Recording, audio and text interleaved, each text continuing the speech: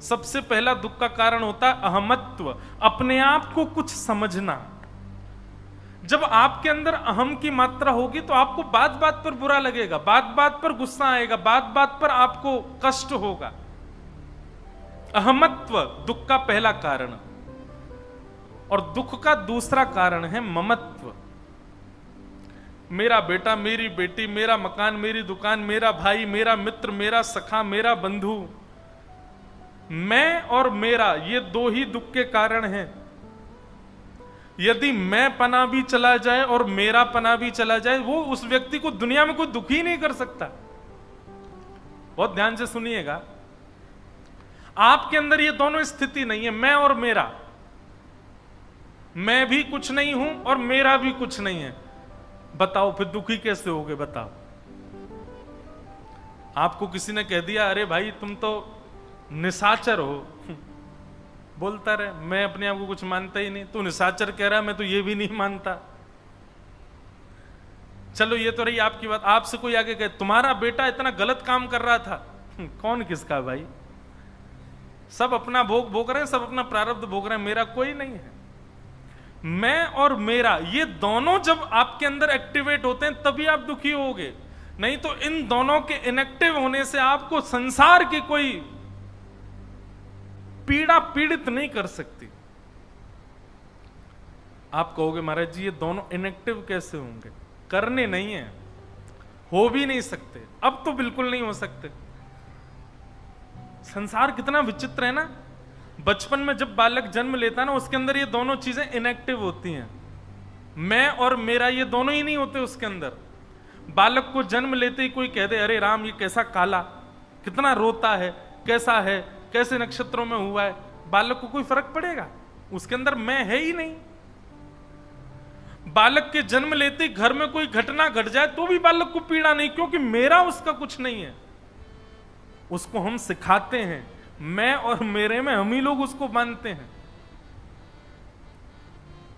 बालक किसी की गोद में गया, उसको ऐसे थप्पड़ मार दिया, उसको नहीं नहीं नहीं नहीं बेटा ऐसे नहीं कर दे, तुम्हारी बहन है ये तुम्हारा भैया है, तुम्हारे चाचा, बोलो चाचा। उसको आसक्ति तो हम ही सिखाते, और इसमें कोई आप लोग नहीं, मैं भी इसी में ही पढ़ा हूं। मदालसा कहती हैं बालक कैसा होता है? शुद्धोषि मुक्तोषि निरंजनोषि संसार मायाम परिवर्जितोषि संसार मायाम परित्यज्य निद्राम मदालसा वाक्योवाच वालम। वैसे तो ये प्रैक्टिकल अब हो नहीं सकता, लेकिन यदि किसी ने कर लिया कि बालक को जन्म लेने के बाद मैं और मेरे पने से यदि विलग रखा जाए, 8 वर्ष तक तो मैं और मेरे के भाव में उसको आने ही मत दो। 8 वर्ष के बाद वो बालक ऐसा हो जाएगा शुद्ध परम मुक्त, उसको कुछ बुरा कह दो, उसको उसके अंदर ईगो नाम की वस्तु जन्म ही नहीं ले पाई है, उसको कष्ट ही नहीं होगा उससे।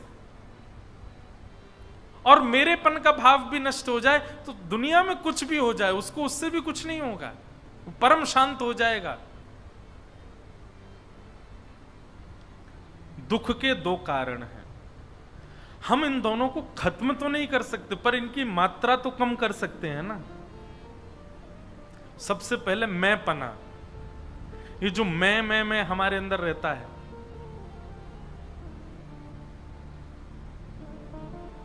इसको निकालो। आपसे कोई 4 बात बुरी कह दे तो आपको कष्ट नहीं होना चाहिए, और आपको 5 बात कोई अच्छी कह दे तो आपको फूलना भी नहीं चाहिए। सुख में फूलो मती, दुख में भूलो मती, प्राण जाए मगर नाम भूलो मती, काम की वासना को मिटाते चलो, कृष्ण गोविंद गोपाल गाते चलो। आप आकर के कहते महाराज जी कथा में बड़ा आनंद आया, तो ये सुनकर के मुझको प्रसन्नता नहीं होनी चाहिए या मेरे अंदर अभिमान नहीं जन्म लेना चाहिए। आपने आकर के कहा महाराज जी आज कथा में वो सुख नहीं मिला, तो इससे मुझे पीड़ा भी नहीं होनी चाहिए। ये स्थिति इतनी तो मैं बना सकता हूं ना, इसी से ही मैं दुख से बच पाऊंगा।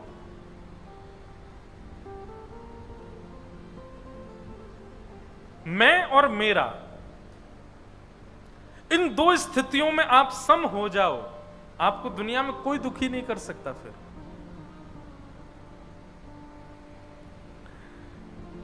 पिताजी, आपके दुख का कारण पुत्र नहीं है, आपके दुख का कारण पत्नी नहीं है, आपका दुख का कारण परिवार नहीं है।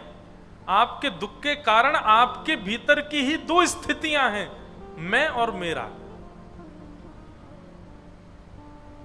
पहले आप इसलिए दुखी थे कि मेरे कोई संतान नहीं है, मेरे कोई बालक नहीं है, मेरा जीवन ऐसे ही निकल गया।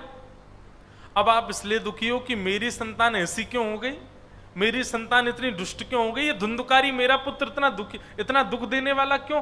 दोनों स्थितियों में आपके दुख का कारण मेरा है। इसको निकाल दीजिए, आप कभी दुखी नहीं होंगे।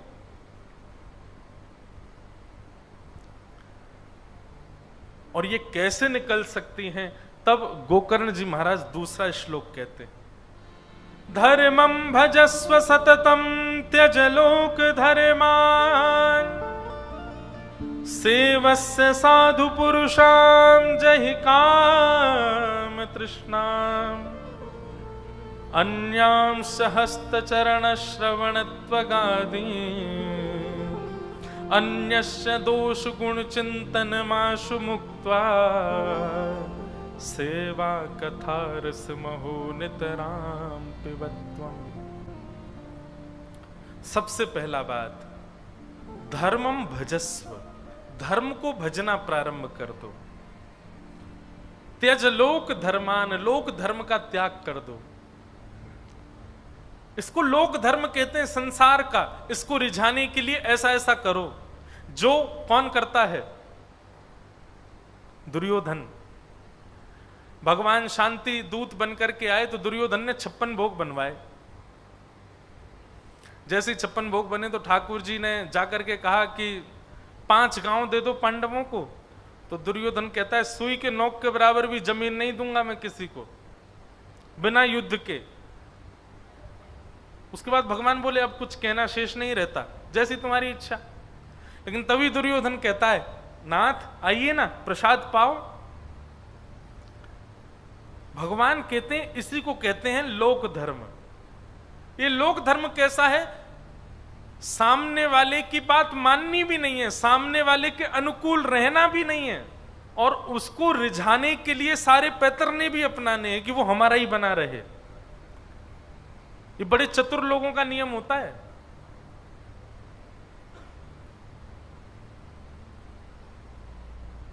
कई बार ऐसा होता है, अब तो नहीं होता पर पहले कभी कभी ऐसा होता था। हम किसी सभा में गए, अब उस सभा में कोई मुख्य अतिथि और आने वाला था, लेकिन वो नहीं आया। अब वो नहीं आया तो उनको लगा मुख्य अतिथि की तो जगह खाली पड़ी है, तो वो, महाराज जी आपके मारे ही तो हमने उनसे मना कर दिया, आप बैठो यहाँ पे। हमने उनको मना किया, नहीं आप आ रहे हैं, आपके आगे कौन बैठेगा। तब मन में आता, कितना चतुर है ये। इसको कहते हैं लोक धर्म। ये जो चतुराई से आप सामने वाले को पता भी नहीं लगने देते हो और फिर ऐसा उसको दिखाते हो कि वो आपके लिए श्रेष्ठ है। इस प्रकार के चतुराई भरे जो भाव होते हैं, इनको लोक धर्म कहते हैं। और ऐसे चतुर लोगों से ठाकुर जी बहुत दूर रहते हैं।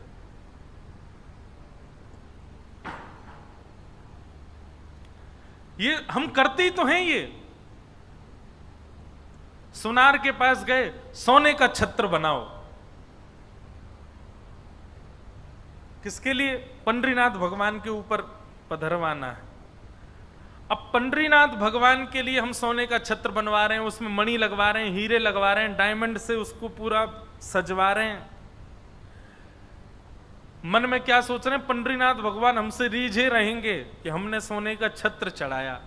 पर पंडरीनाथ भगवान जानते हैं, बोले रिश्तेदार नातेदार अखबार में बाहर निकलवा के आया है सबको बताने के लिए कि मेरे पास कितना धन है, देखो मैं कितना बड़ा दानवीर हूं, इसलिए छत्र चढ़ा रहा है, इसलिए थोड़ी कि मेरे ऊपर छत्र हो। ऐसी चतुराई हम सबके अंदर है।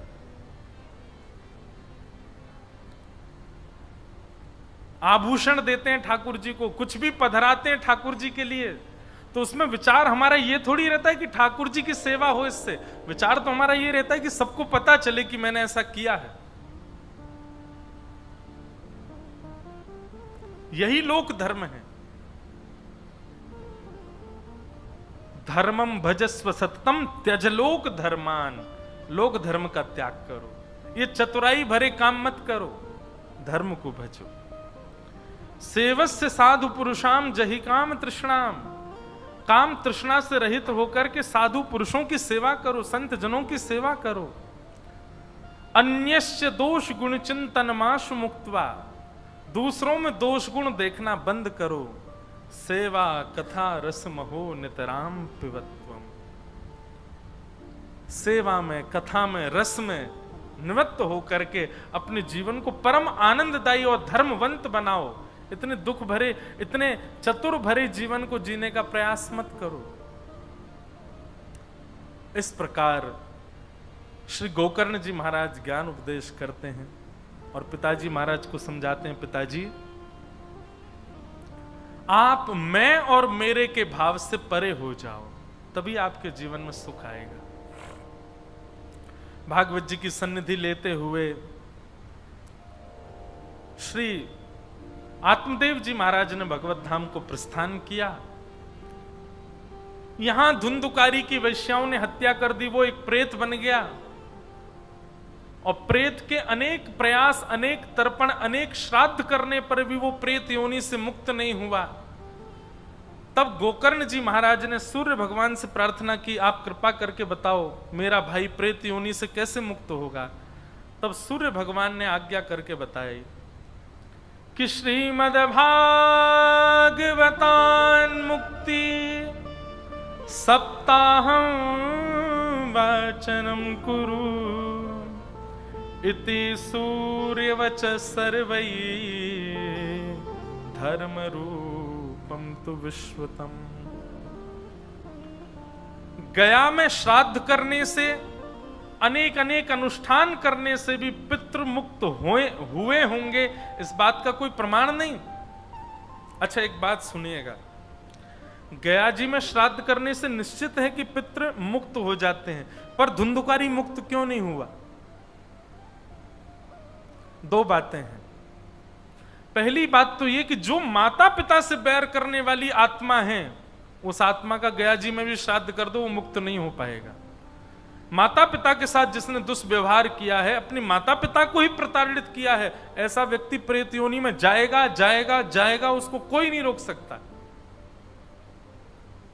और उसको गया श्राद्ध से भी मुक्त नहीं किया जा सकता। दूसरी बात, गया जी में श्राद्ध करने से धुंधुकारी क्यों मुक्त नहीं हुआ? क्योंकि धुंधुकारी के वास्तविक माता और पिता आत्मदेव और धुंधुली नहीं थे। उनके वास्तविक माता पिता तो कोई और हैं। वो तो धुंधुली खरीद के लाई थी धुंधुकारी को कहीं और से। जब जन्म लिया तो सहेली को बहुत सारा धन दे करके ले आई थी। तो ना जाने क्या उनका गोत्र रहा होगा, क्या उनका कुल खानदान रहा होगा। और यहां पर गया जी में जो श्राद्ध किया जा रहा था, उसमें गोत्र वो बोला जा रहा था जो आत्मदेव जी का है। तो गोत्र उसका वो नहीं था जो आत्मदेव जी का है, इसलिए उसको मुक्त नहीं तो गया जी श्राद्ध की महिमा कम हो जाएगी। गया जी में पिंडदान और श्राद्ध करने का फल तो पुराणों में लिखा भरा पड़ा है, इतना उसका श्रेष्ठ फल है। लेकिन फिर भी ये दो कारणों से धुंधुकारी मुक्त नहीं हुआ। पहली बात कि मातृपितृ दोषी है, और दूसरी बात उसका गोत्र वो नहीं है, वो आत्मदेव जी का पुत्र ही नहीं है। तो जिसका गोत्र भी नहीं पता और जिसके माता पिता के प्रति भी दुर्भावना रही, ऐसा व्यक्ति भी यदि मृत्यु को प्राप्त हो जाए, उसको प्रेत योनि से मुक्त करने का केवल एक उपाय है, श्रीमद् भागवतान मुक्ति सप्ताहम वाचनम कुरु।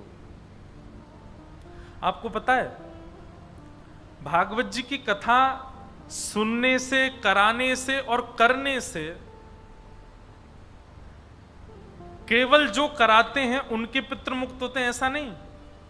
जितने लोग कथा में आए हैं उन सब के कहीं ना कहीं के पितृ कहीं भी अगर भटक रहे होंगे, वैसे तो निश्चित है कि हमारे पितृ भगवत धाम में ही होंगे, लेकिन फिर भी अपने किसी कार्य से हमारे सदस्य परिवार के कोई ऐसे जो अपने दुष्कर्मों की वजह से कहीं भटक भी रहे होंगे, हमारे कथा में जाने मात्र से हमारे 21 पीढ़ियों में जो भी आएगा वो सब तर जाएंगे।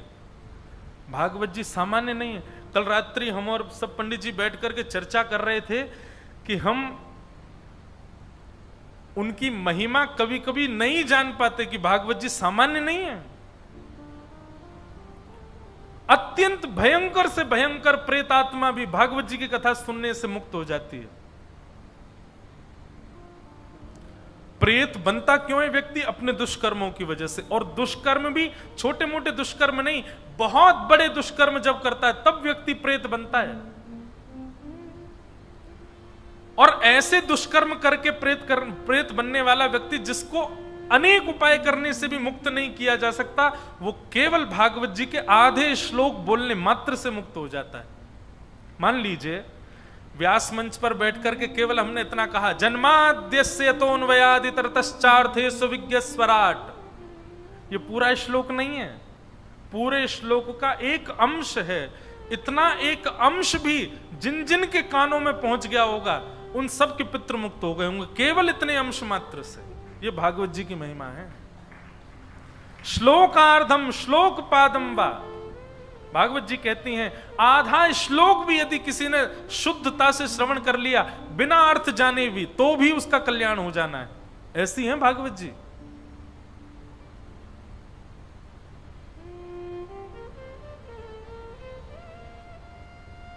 एक संस्मरण है, इस वर्ष महाशिवरात्रि पर हमारी कथा हुई बागेश्वर धाम में, और महाराज वहां जब कथा हुई तो मैं एक दिन सुबह मंगला आरती दर्शन करने गया बालाजी के, हनुमान जी के। तो जैसे ही मैं सुबह सुबह जब वहां मंगला हो रही थी तो मंगला में महाराज इतने प्रेत आए, प्रेत ही प्रेत चारों ओर। अब जैसे ही मैं मंगला करके परिक्रमा करने के लिए हनुमान जी की बाहर निकला, वो प्रेत सब बांध, उनको एक बैरिकेटिंग में रखा हुआ था, सब बैरिकेड्स में थे। एक प्रेतनी न जाने कहां से कूद के अंदर आ गई जहां मैं घूम रहा था, और उसने मेरे पैर ही पकड़े सीधे, और पैर पकड़ करके बोले मुझे मुक्ति चाहिए। अरे मैंने की कथा में आजा मुक्ति मिल जाएगी, मुझे मुक्ति चाहिए, वो मुक्ति चाहिए। इतना कस के पकड़ा, 4 लोग खींचे मुझे, तब जाकर के उसने पाम छोड़ा। पाम मेरा अंगूठा वो मुख में बस उसको खाने ही वाली थी, इतने तो पांव बच गए मेरे। मैंने कहा मेरे साथ इतने लोग, इसने मुझको ही क्यों पकड़ा, मेरा ही पाम क्यों पकड़ा? तब बात समझ में आई कि हम भागवत के वक्ता बन के कथा सुना रहे हैं ना। प्रेतों को भी पता होता है कि हमारी मुक्ति कहां से होने वाली है। प्रेतों को, ये कोई हम अपनी महिमा नहीं गा रहे, कहीं पता चले आप अपने घर के प्रेत जिनमें आ रहे हो उनको फोन कर दो आ जाओ पंढरपुर, भाई ये सब काम नहीं है हमारे। ये भागवत जी की महिमा है और इसके व्यास मंच पर बैठने की महिमा है। ये ब्राह्मण देवता जो यहां बैठ करके पाठ कर रहे हैं, इनकी महिमा जानिए। भागवत जी सामान्य नहीं है, साधारण नहीं है भागवत जी। प्रेत व्यक्ति क्यों बनता है? अपने 100 वर्ष की आयु में गलत कार्य करने की वजह से बनता है। भागवत जी पहले ही मना कर रही है, मत करो मत करो मत करो मत करो, ये गलत कार्य हैं, ये सब नहीं करने चाहिए, तुम प्रेत योनि में चले जाओगे। और उसके बाद व्यक्ति प्रेत बन जाता है, उसको कोई स्वीकार नहीं। आपको पता है प्रेत कब बनता है व्यक्ति? जब उसको नरक में भी जगह नहीं मिलती तब प्रेत बनता है। मतलब सारे लोकों में कहीं ना कहीं स्थान मिलता है। कोई शिवलोक चला जाता है, कोई ब्रह्मलोक चला जाता है, कोई विष्णु लोक जाता है, कोई गोलोक जाता है, कोई कहीं जाता है। और सबसे गिरता गिरता गिरता गिरता गिरता जो पापी लोग होते हैं वो नरक में जाते हैं। नरक भी बहुत प्रकार के होते हैं, उनमें जाते हैं। उनमें भी किसी को स्थान नहीं मिलता तो वो पृथ्वी पर ही प्रेत बन जाता है। सोचो, उस प्रेत को मुक्ति प्रदान करती हैं भागवत जी। उस प्रेत को जिसके लिए सबने द्वार बंद कर दिए, उसको केवल भागवत जी की सप्ताह कथा, 7 दिन बहुत दूर की बात है। पहले दिन व्यास मंच पर बैठ करके व्यास जी और 5 ब्राह्मण बैठ करके सस्वर भागवत जी का पाठ करते हैं, और व्यास जी जैसे ही भागवत का श्लोक गाते हैं, वो प्रेत कहीं भी होगी वहीं से मुक्त होकर के भगवत धाम चली जाती है। ऐसी भागवत जी की महिमा है, साधारण नहीं है भागवत की कथा। आजकल भागवत की कथा को कोई भी गा देता है, कोई भी बोल रहा है, कुछ भी बोल रहा है भागवत के मंच से।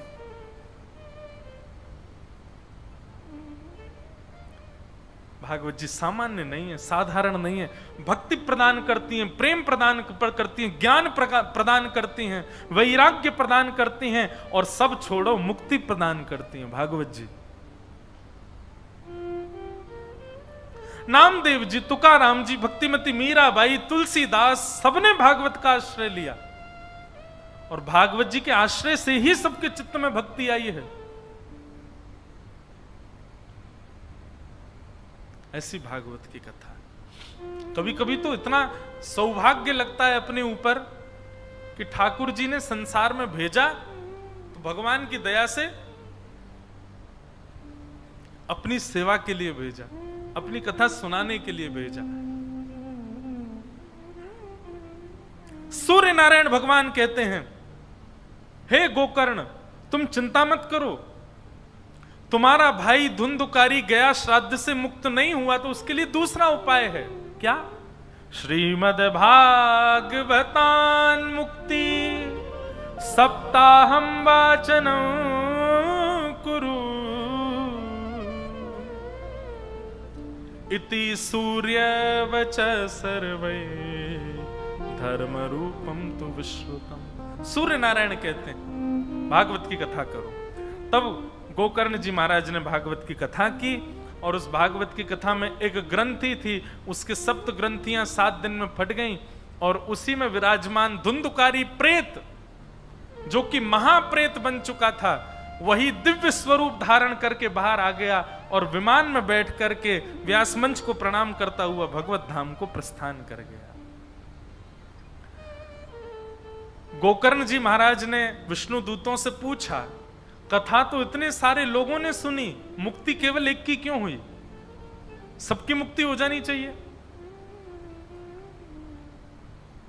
विष्णु दूतों ने बहुत सुंदर उत्तर दिया कि श्रवणस्य विभेदेन फल भेदोत्र संस्थितः श्रवणम तु कृतं सर्वैः न तथा मननम कृतम। बहुत अच्छी बात। बोले श्रवण में भेद आया है, मतलब बोले जितने लोग कथा में बैठे हैं केवल सुन रहे हैं, सुनी हुई बात को मनन नहीं कर रहे। व्यास जी ने कथा में कहा कि किसी से ईर्ष्या नहीं करनी चाहिए। व्यक्ति सामने बैठ के सुन रहा है, सर भी ला रहा है, सही कह रहे हैं, ईर्ष्या नहीं करनी चाहिए। आधा घंटा बाद ही कुछ ऐसा हो गया, उसको देख करके तुरंत उसके प्रति ईर्ष्या भाव आ गया। ठाकुर जी बड़े पता कैसे हैं, इंस्टेंट टीचर हैं हमारे ठाकुर जी। जैसे ही आप कोई अच्छी बात सुनते हो और अच्छी बात सुनकर के आप सिर हिलाते हो कि हाँ मैं इसको जीवन में उतारूंगा, ठाकुर जी उसी दिन परीक्षा ले लेते हैं, दिखा बेटा कैसे उतार रहा है।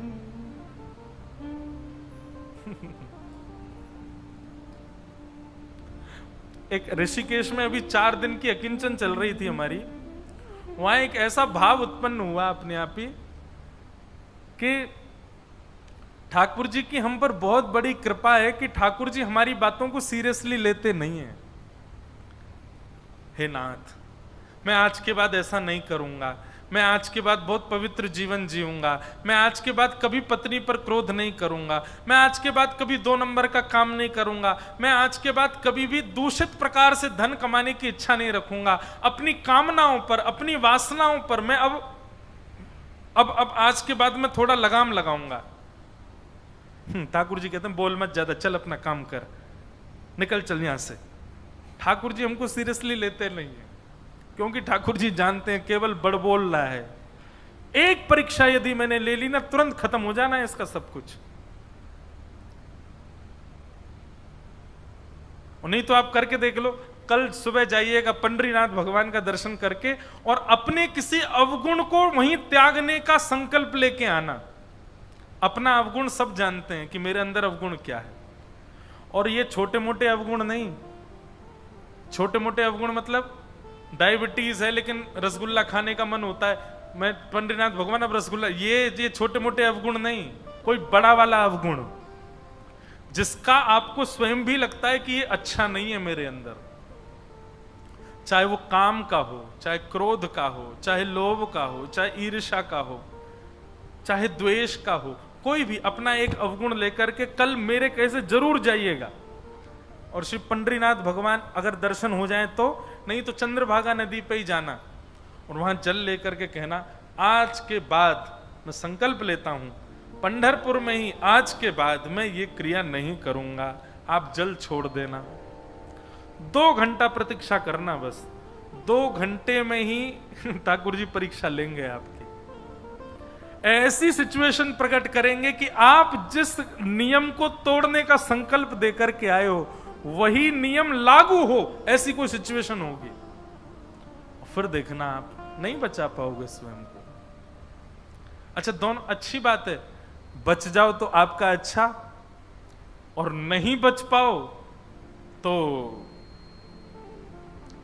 यह बात भी प्रमाणित हो जाएगी कि भाई हम कितने पानी में हैं। हम केवल बोलते हैं, करने की हमारी स्थिति नहीं।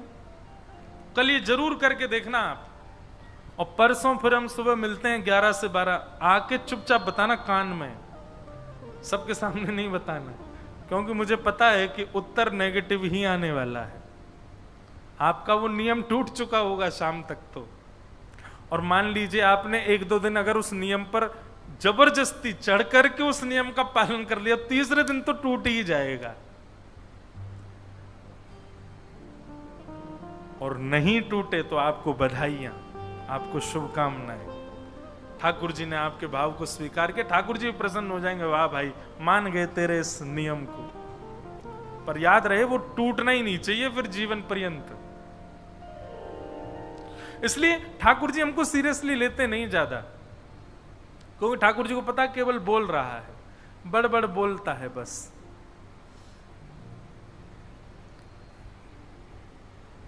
विष्णु दूतों ने कहा सबकी मुक्ति इसलिए नहीं हुई क्योंकि सबने केवल कथा को सुना है, उतारा नहीं है जीवन में। और दूसरा कारण सबकी मुक्ति इसलिए नहीं हुई है कि सब मुक्त होने के लिए कथा में नहीं बैठे हैं।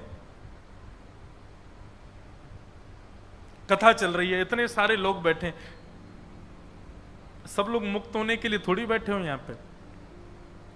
सब लोग अपनी रिटर्न टिकट लेके आए हो, वापस कहां कहां जाना है हमें। ऐसा तो नहीं सोच के आए थे कि पंढरपुर जाएंगे वहीं रह जाएंगे हमेशा, वहीं विमान आ जाए हमारा, चंद्रभागा नदी के तट से टाटा सबको बाय करते हुए निकल जाएंगे। ऐसा तो नहीं सोचा आपने। और कहीं ऐसा हो भी गया, विमान आ गया, तो आप सब मेरे पीछे पड़ जाओ, व्यास जी इसलिए तो नहीं बुलाया था आपको, यहीं से ही विमान में बैठा तो हमको, हम तो कथा सुनने आए थे, कुछ दिन और संसार में रह के क्रियाकलाप करने। तो विमान 2 लोगों के लिए आता है।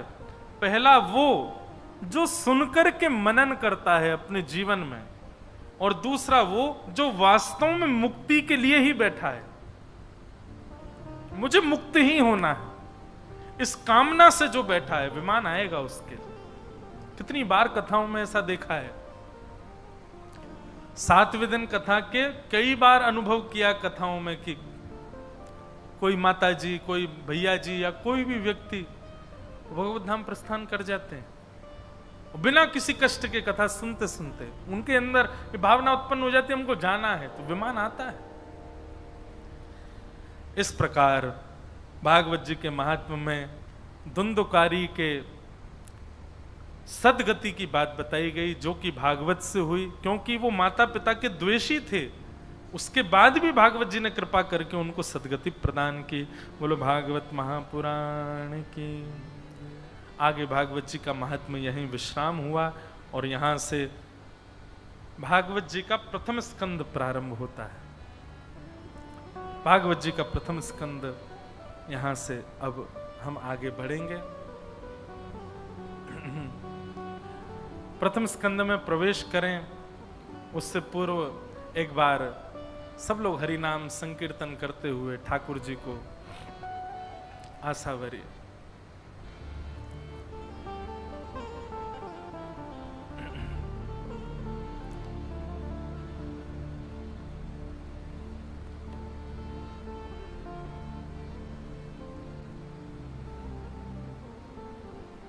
सुना है तारे हैं तुमने लाखों, सुना है तारे हैं तुमने लाखों, सुना है तारे हैं तुमने लाखों, सुना है तारे हैं तुमने लाखों।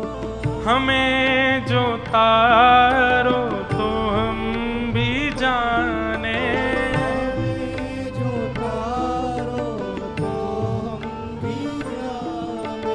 हमें जो तारो तो हम भी जाने, हमें जो तारो तो हम भी जाने।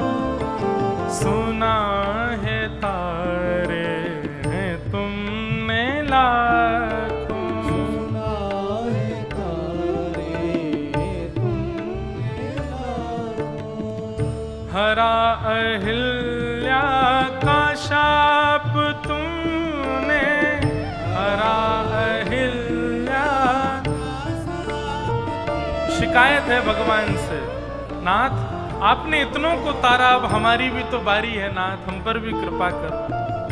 हरा अहिल्या का शाप तुमने, हरा अहिल्या का शाप तुमने।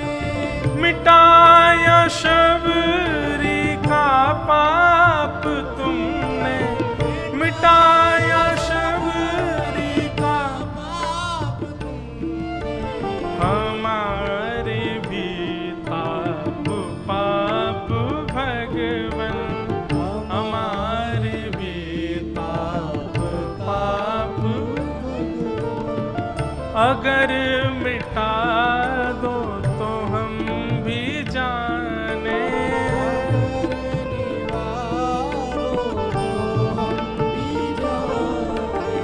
सुना है तारे हैं तुमने लाखों, सुना है तारे तुमने लाखों। सुना है तारे हैं तुमने लाखों, सुना है तारे तुमने लाखों। ओ जय जय राधा रमण प्यारो राधा रमण, जय जय राधा रमण, प्यारो राधा रमण। जय जय राधा रमण प्यारो राधा रमण,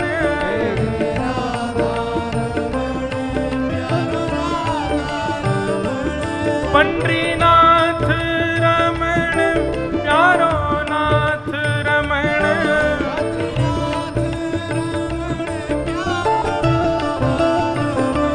पंडरीनाथ रमण विठलनाथ रमण,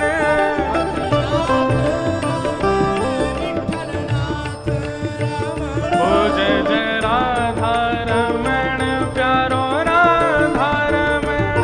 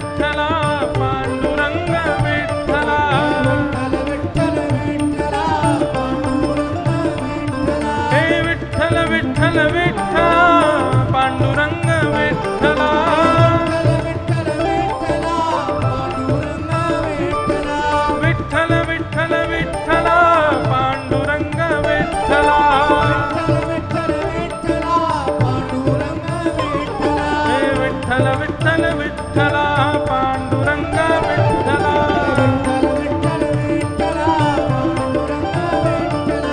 विठ्ठल विठ्ठल विठ्ठला पांडुरंग विठ्ठला विठ्ठल विठ्ठल विठ्ठला पांडुरंग विठ्ठला जय जय श्री राम जय जय श्री राम जय जय श्री राधे। बोलो भागवत महापुराण की जय। अब तक तो हम लोग महात्म्य सुन रहे थे, अब यहां से प्रथम स्कंद में हम लोग प्रवेश करते हैं। श्रीमद् भागवत जी का प्रथम श्लोक बड़े भाव से सुनिए।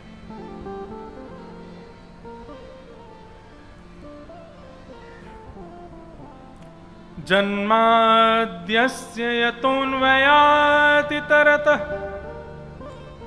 चार्थे स्वविज्ञस्वराट्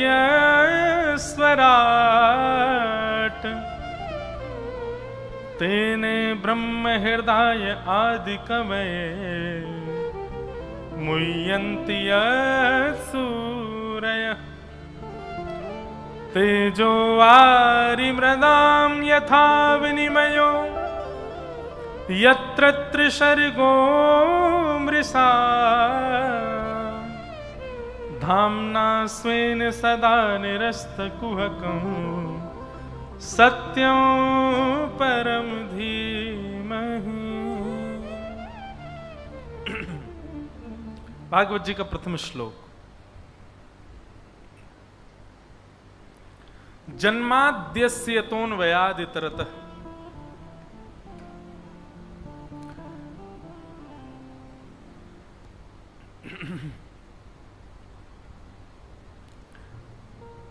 जो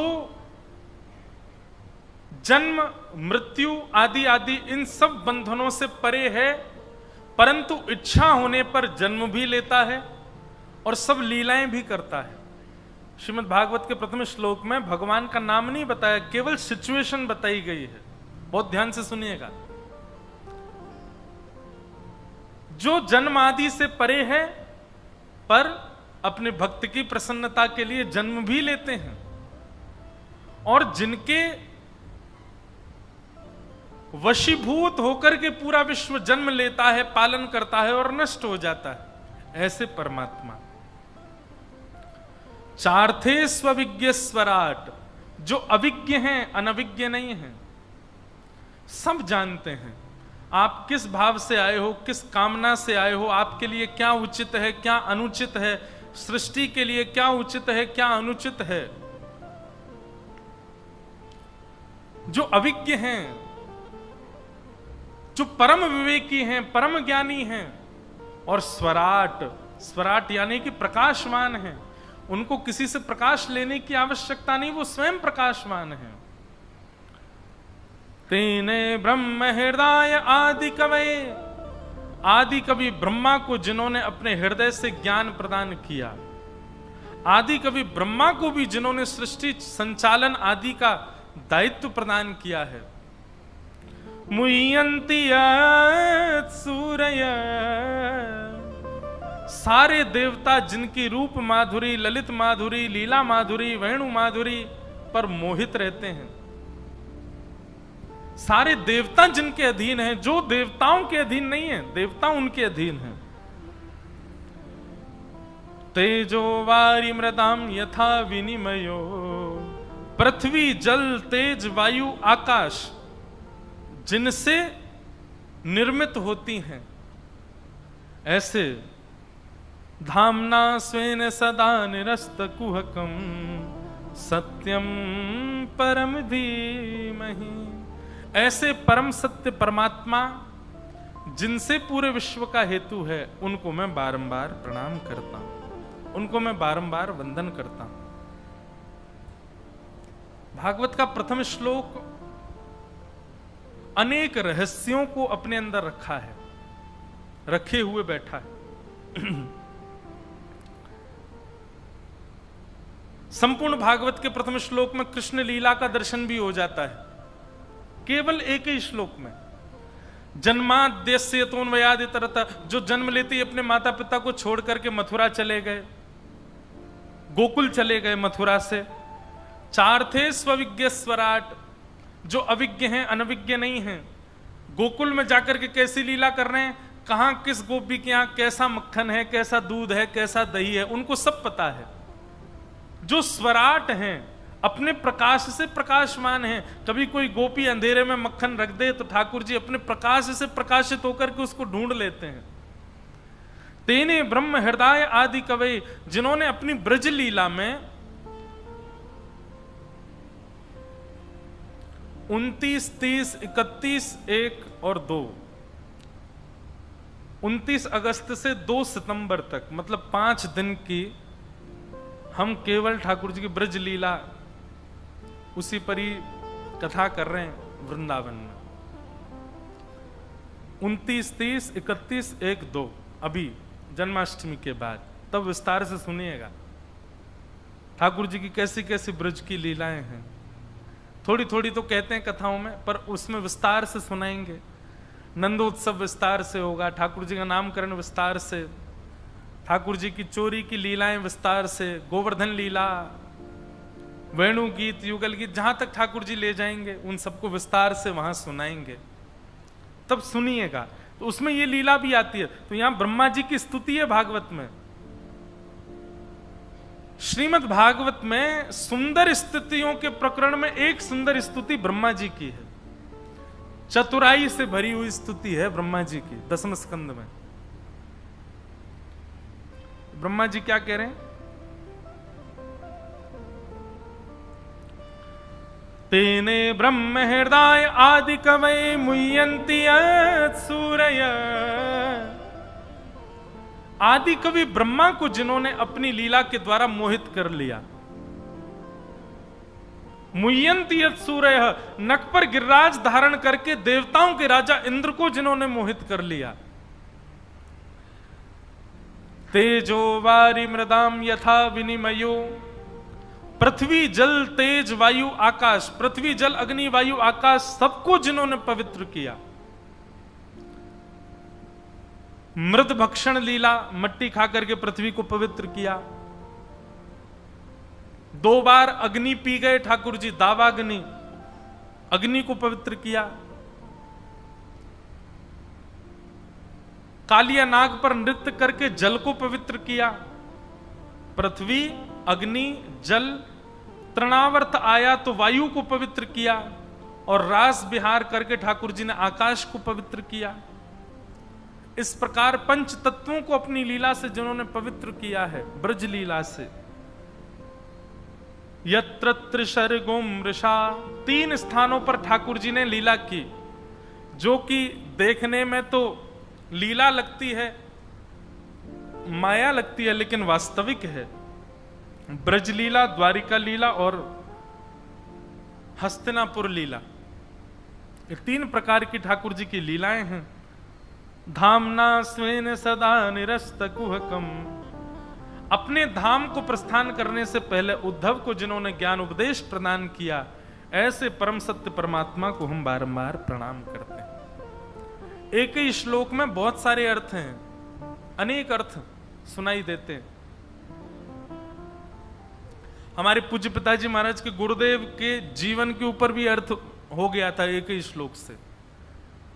उनका पूरा जन्म से लेकर के और भगवत धाम परायण तक का पूरा अर्थ एक ही श्लोक में।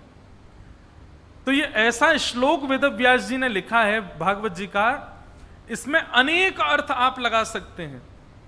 आप शिव जी की पूरी महिमा भी इस श्लोक में देख सकते हैं, हनुमान जी की महिमा, राम जी की महिमा, सबकी महिमाओं का अर्थ निकल आएगा, और ये श्लोक यथावत ऐसा ही रहेगा। क्यों? क्योंकि वेद व्यास जी की लेखनी है, सामान्य नहीं है। लेकिन ये सब तो है अर्थ की बात। अब हम सुने कि हमें भागवत जी के प्रथम श्लोक से मिल क्या रहा है, भागवत जी क्या संकेत कर रही है।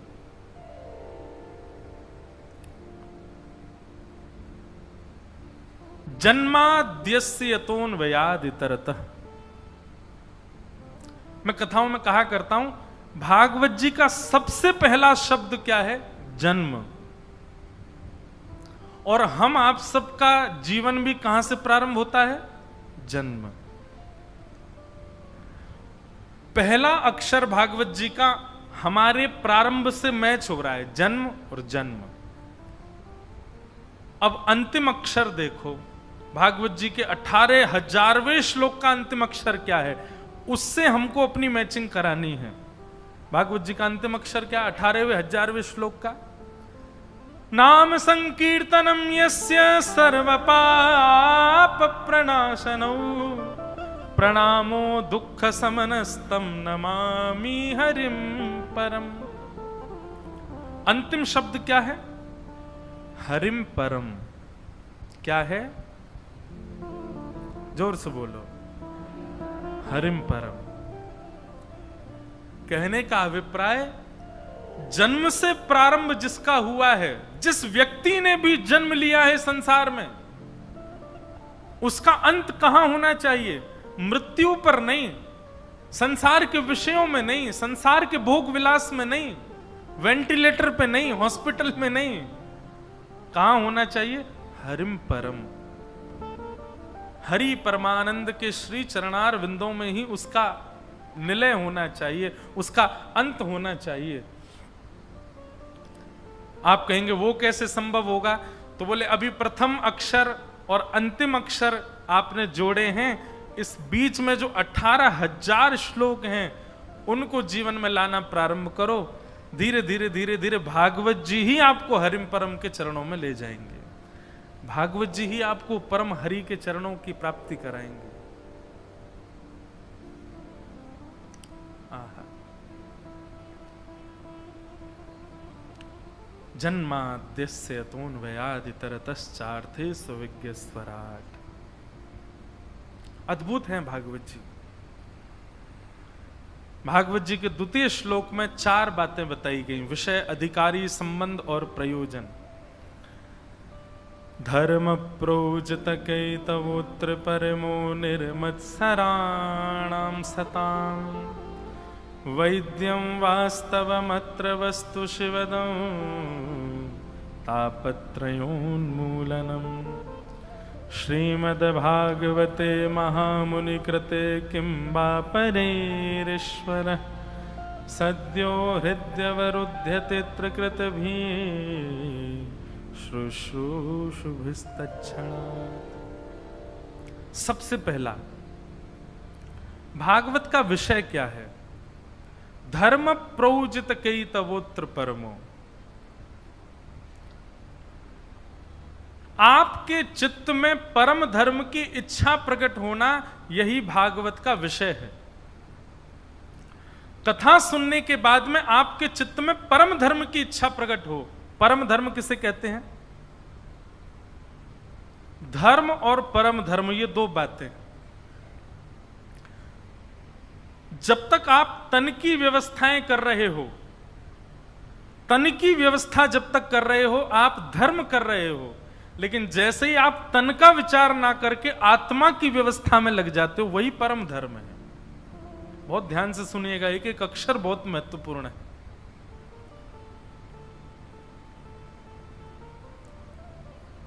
आप तन के लिए जो कर रहे हैं, शुद्धता से, आप सुबह उठ करके स्नान ध्यान करके सेवा पूजा करके अपने दफ्तर जाते हो, काम करते हो, पूरे दिन काम करने के बाद शाम को आते हो, प्रसाद पाके सो जाते हो, महीने भर की जो कमाई होती है उससे अपना घर चलाते हो, बच्चों की सेवा, पत्नी का मन की इच्छा, ये जो कुछ भी आप कर रहे हो सब धर्म कहलाता है। इसमें बिना कोई गलत क्रिया किए अगर आप सीधे सीधे इस प्रकार की क्रिया कर रहे हैं, ये धर्म ही कहलाएगा आपका। आप धार्मिक ही कहलाए जाओगे।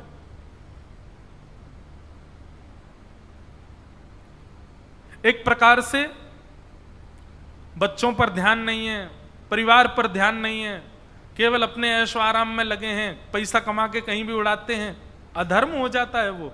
लेकिन कोई व्यक्ति नियम पूर्वक, ध्यान पूर्वक, शुद्धता से धन कमाता है, धन कमा के घर लाता है, बच्चों को पढ़ाता है, पत्नी का ध्यान रखता है, अपने घर को चलाता है, केवल इन्हीं नियमों का पालन करता रहे तो वह भी व्यक्ति धार्मिक कहलाता है।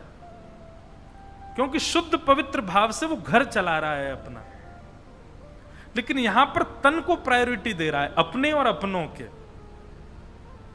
लेकिन जैसे ही उस व्यक्ति की स्थिति हो जाती है कि अब मुझे अपने आत्म कल्याण के लिए कुछ करना चाहिए, अब मुझे जीवात्मा के कल्याण के लिए कुछ करना चाहिए, तन की व्यवस्था तो मैंने बहुत की, अब आत्मा की व्यवस्था होनी चाहिए, ये भावना आती, जो आप क्रिया करोगे वो परम धर्म कहलाएगा। जैसे प्रशंसा के रूप में नहीं कह रहा हूं, केवल एक उदाहरण आपको समझ आए। परतानी परिवार के मन में भाव आया कि हमको कथा करानी है, और वो भी ये भाव आया कि अच्छा, आपका तो भाव था महाराज जी 2 स्थान है, आप जो कहो, श्री शैलम और पंढरपुर। पंढरपुर का नाम सुनते ही मेरे तो मुंह में पानी आ गया। हमने पहले ही कहा मैं पंढरपुर में ही कराओ, क्योंकि मेरा तो मन था कब से कि मुझे पंढरपुर में कथा कहनी है, श्री पंडरीनाथ विठल भगवान को कथा सुनानी है। मेरा बहुत प्रेम है श्री पंडरीनाथ भगवान से, मुझे पता नहीं क्यों एक अलग अलग, मेरा तो वैसे तो हमारी माता जी यूं कहती हैं, हमारी मैया बोले तेरा तो सबंत ही प्रेम है, जहां जाए मही के ठाकुर जी घर पे ले आवे। हमारे घर में बद्रीनाथ भगवान भी हैं, केदारनाथ जी भी हैं, पंडरीनाथ जी भी हैं, श्रीनाथ जी की तो सेवा मैं करता ही हूं, राधा रमन जी का चित्रपट भी है, राधा वल्लभ जी, बिहारी जी सब हैं घर में। हमारी मैया पहले ही मेरे को बोल करके भेजी, बोले घर में 3-3 विट्ठल बैठे हैं, अभी पंढरपुर जा रहा है, लेके मत आइए। और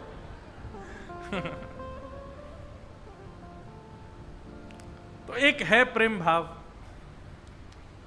तो जैसे यहां का नाम आया, मैंने कहा नहीं पंढरपुर में ही करेंगे। तो परतानी परिवार के मन में भाव आया कथा करानी है। कथा कराने का यह भाव प्रकट होना, इसमें कहीं भी आपके तन का सुख नहीं है। शारीरिक सुख को विचार, शारीरिक सुख को प्रधानता देकर के ये कथा नहीं हो रही है। हाँ, वो बात अलग है, फिर भी बहुत व्यवस्था की गई कि कूलर भी लगाए गए हैं, सोफा भी रखे गए, कुर्सियां भी रखी गई हैं, बढ़िया रुक्मणी विट्ठल भक्त निवास में सबकी रहने की व्यवस्था है। मेरे पास सूची आई थी पूरे दिन की, उसमें लिखा था सुबह ये होगा, दोपहर में ये होगा। मेरा ध्यान एक चीज पर गया, रात्रि 9 बजे सबको मसाला दूध मिलेगा। और नीचे हर पृष्ठ में एक चीज तो लिखी है, रात्रि 9 बजे मसाला दूध सबको मिलेगा। फिर भी इतना सब कुछ भी तन के लिए तो सोचा गया कि चलो भाई तन स्वस्थ रहेगा तभी तो आत्मा को कथा सुना पाएंगे, पर मूल रूप से कथा तन की व्यवस्था नहीं है। भगवान गीता में कहते हैं, अर्जुन व्यक्ति 2 काम अपने आप नहीं कर सकता। पहला, स्वयं अध्ययन, बिना किसी की मदद के स्वयं पढ़ना। टीचर जब पढ़ा देगा आप उसका रिवीजन कर सकते हो, नए चैप्टर्स आप खुद नहीं पढ़ सकते। और दूसरा, बहुत देर तक मौन रह करके किसी को सुनना, चुप रह करके किसी की सुनना। ये 2 काम संसार के लोगों से करना बहुत कठिन है, लेकिन यदि कोई व्यक्ति इन 2 कामों को कर ले तो वो तपस्वी ही माना जाएगा। आप लोग कथा में बैठे हैं, एक आसन पर बैठे, ना उठ करके जा रहे हैं ना कुछ कर रहे हैं, बस एक आसन से बैठे हैं। कभी माइक में डिस्टरबेंस आता है, कभी कोई डिस्टरबेंस आता है, फिर भी आप सुन रहे हैं। हम कुछ सुना रहे हैं, आप भावपूर्वक सुन रहे हैं। अब तन से यदि पूछो कि तू ठीक है, तो तन कहेगा नहीं, मेरी ये सिचुएशन तो मैं इतनी देर बैठ ही नहीं सकता, मुझे तो घुमाओ फिराओ, खिलाओ सुलाओ लिटाओ। और आजकल तन को एक नया एडिक्शन लगा है, मैं तो देखता हूं कि आप लोग वो भी नहीं चलाते। कई लोग धीरे धीरे चला भी लेते हैं, तो फिर मैं कहता हूं इतनी तो छूट दे दूं मैं। तो देखा जाए पूरी बात, तन की व्यवस्था नहीं है कथा में। तन नहीं बैठ सकता इतनी देर। अगर तन को फ्री छोड़ दिया जाए 4 घंटे के लिए तो आप एक जगह नहीं बैठ सकते, आपको कुछ ना कुछ चाहिए करने के लिए, पर आप 3:30 बजे से एक ही आसन पर बैठे हो, एक ही जगह पर बैठो, पूरी कथा सुन रहे हो। तो तन के लिए कथा नहीं है। कथा कौन सुनता है? मन सुनता है, आत्मा सुनती है। इसलिए कथा सुनना ये धर्म नहीं है, ये परम धर्म है। कथा कराना, कथा प्रधानता देते हो, आप मन बुद्धि को प्रधानता देते हो। तो भागवत जी क्या कह रही हैं? श्रीमद् भागवत की कथा सुनने के बाद मोस्टली आपका यह नियम बन जाएगा कि आप परम धर्म ही करो।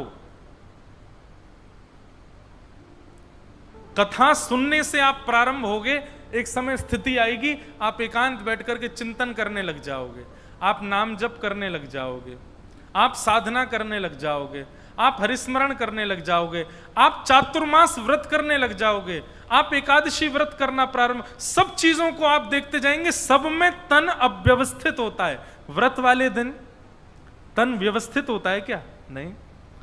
और दिन से ज्यादा भूख लगती है व्रत वाले दिन। कब है एकादशी? कल 9वीं है, परसों 10वीं है, 16 को एकादशी। पर मुझे पता है निश्चित ही बहुत तगड़ा मेन्यू बना होगा एकादशी का भी। कुटू की पकौड़ी, कुटू की कचौड़ी, आलू की सब्जी, 3 प्रकार के मिष्ठान और दिन तो आपकी कैलोरीज बढ़ती होंगी 400-500, आजकल एकादशी पर बढ़ती होगी 800-900। इतना भयंकर खाते हैं लोग। एक जगह मैं गया तो वहां तो मुझसे बोले महाराज जी कल सुबह डोसा बना दे। मैंने कल तो एकादशी। बोले नहीं नहीं एकादशी वाला डोसा बनेगा। मैंने कहा वाह भाई। मैंने कहा एकादशी वाला डोसा। तो बोले आप कहो तो हम एकादशी वाला पिज्जा बना दें। एकादशी वाला बर्गर भी आ गया है। वाह भाई। ठाकुर जी कह रहे होंगे हमने बहुत बढ़िया बनाई एकादशी, पर इन लोगों ने अपने जीव के लिए फिर भी ढूंढ लिए तरीके।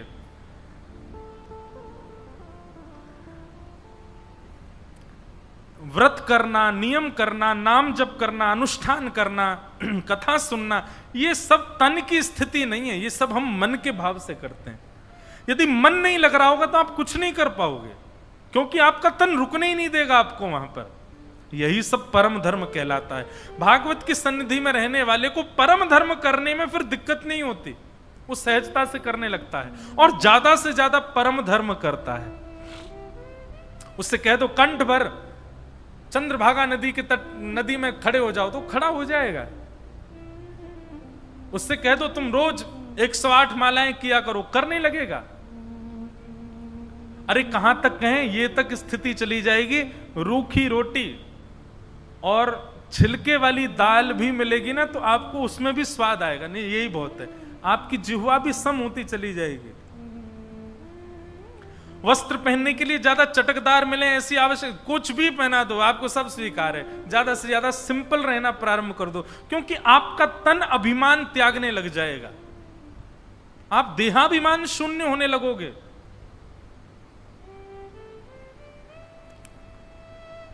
ये भागवत का विषय है। माफ कीजिएगा, भागवत सुनने के बाद भी जीव चटोरी है तो आपने कथा सुनी नहीं अभी। क्षमा कीजिएगा, कथा सुनने के बाद भी नेत्र चपल हैं, इधर उधर घूम रहे हैं, कुछ अच्छा देखें कुछ अच्छा, अभी कथा सुनी नहीं। कथा सुनने के बाद भी नए नए परफ्यूम लगाने का, सुंदर कुछ ना कुछ पहनने करने का मन हो, अभी कथा सुनी नहीं आपने। कथा सुनने के बाद तो स्थिति ऐसी हो जाएगी, आप सम हो जाओगे। आपसे कोई कहेगा क्या पहन लिया आपने, कुछ अच्छा सा पहनो ना। मुझे ठीक है, ऐसी में कोई मुझे ऐसी तन की जरूरत नहीं कि ऐसा पहनूं। कोई क्या खा रहे हो, रूखी रोटी और छिलके वाली दाल, कुछ अच्छा खिला दें, मुझे चलेगा इसमें, पेट भरने के लिए खाता हूं मैं। ऐसा नहीं कि मुझे कुछ बहुत जीव का स्वाद चाहिए। ये स्थिति आप करोगे नहीं, अपने आप होती चली जाएगी। अभी हम अपना अनुभव मैं देख रहा हूं, 9 वर्ष हो गए मुझे कथा करते हुए।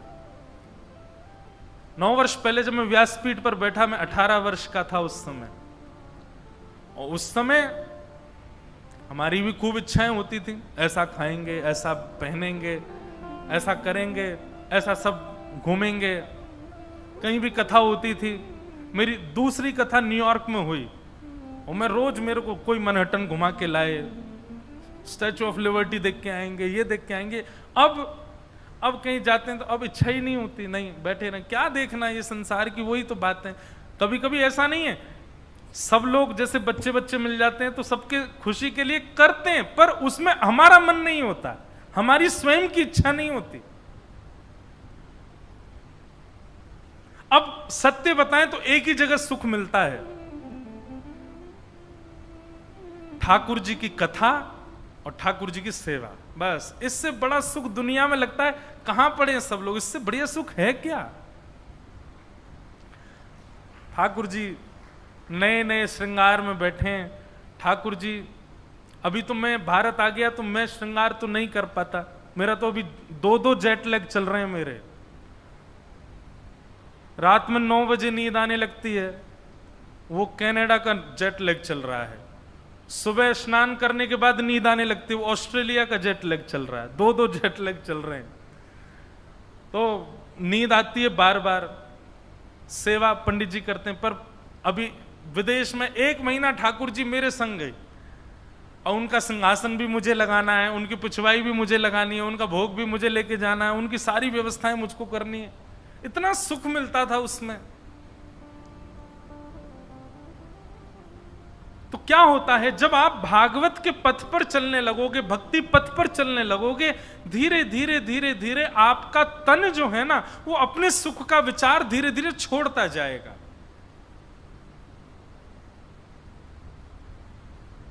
और आप उसमें राजी होने लगोगे जिसमें ठाकुर जी की सेवा हो। और ठाकुर जी की सेवा तन से नहीं, मन से, भाव से और आत्मा से होती है। इसी को परम धर्म कहते हैं। तो भागवत का विषय क्या है? परम धर्म करने की ज्यादा से ज्यादा इच्छा होना, यही भागवत जी का विषय है। भागवत जी का अधिकारी कौन है? निर्मत सराणाम सताम, जिसके चित्त में मात्सर्य दोष नहीं है। मात्सर्य दोष किसको कहते हैं? किसी की उपलब्धि से पीड़ा होना, किसी की उपलब्धियों से आपको पीड़ा, उसको सीधी बात भाषा में कहें ईर्ष्या। ईर्ष्यालु व्यक्ति को ना तो कथा सुनने का अधिकार है और ना कथा कहने का अधिकार है। और ईर्ष्यालु व्यक्ति यदि कथा में आ भी गया, जिसके चित्त में ईर्ष्या बहुत ज्यादा है, क्षमा करें, वो कथा समझ नहीं पाएगा, उसको कथा पल्ले नहीं पड़ेगी ज्यादा। ईर्ष्या दोष से रहित, ये भागवत का अधिकारी। जैसे इस कॉलेज में जाना है तो इतने परसेंटेज चाहिए, उस जगह जाना है तो इतने पॉइंट्स चाहिए, ऐसा ऐसा सब होता है ना। ऐसे ही भागवत को स्वीकार, भागवत चित्त में आए, उसके लिए आपके अंदर एक गुण होना चाहिए। क्या? मात्सर्य दोष नष्ट होना चाहिए चित्त में, मतलब ईर्ष्या नष्ट होनी चाहिए। यदि ईर्ष्या चित्त में है, कितनी भी कथा सुन लो, आप पे फर्क नहीं पड़ेगा। आप काम को नष्ट मत कीजिए, क्रोध को नष्ट मत कीजिए, बाकी के दोषों को नष्ट मत कीजिए, पर कैसे भी करके ईर्ष्या को नष्ट कर दीजिए। ईर्ष्या नष्ट हो जाए तो बाकी के दोषों को नष्ट करने की जिम्मेवारी भागवत जी की है। आप बस ईर्ष्या रहित हो जाओ। ईर्ष्या रहित कैसे हुआ जाएगा? ईर्ष्या चित्त से जाए, इसका क्या उपाय है? जिसके प्रति ईर्ष्या भाव है उसके पास जाओ और उसको देखते ही उसी में ही विट्ठल भगवान को देखने लग जाओ। मन में ही विचारधारा कर लो कि ये कोई और नहीं है, साक्षात पंडरीनाथ भगवान हैं। केवल और केवल मुझ में ईर्ष्या प्रकट कराने के लिए ये मेरी परीक्षा ले रहे हैं, पर ये तो साक्षात विट्ठल ही हैं, साक्षात रुक्मणी रमण भगवान हैं। ऐसा मान करके एक बार उसको दंडवत कर लो। आप जिससे ईर्ष्या करते हो उसको दंडवत, वैसे तो ये हो नहीं सकता, मैंने बोल तो दिया मंच से, जिससे ईर्ष्या उसको दंडवत कर सकते हो आप। जितने लोग गला हिला रहे हैं इसका मतलब ईर्ष्या तो है।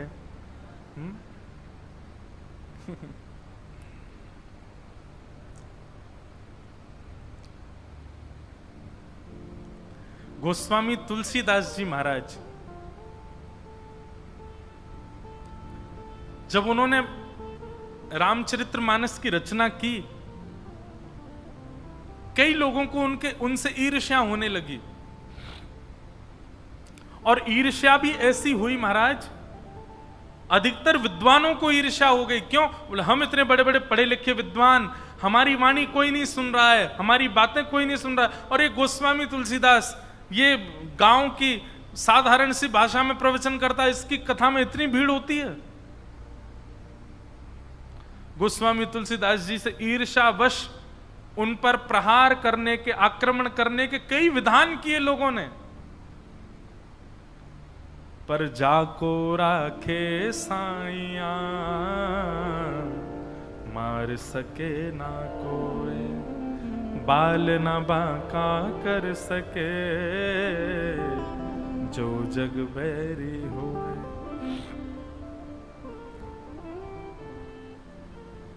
एक काशी के ब्राह्मण ने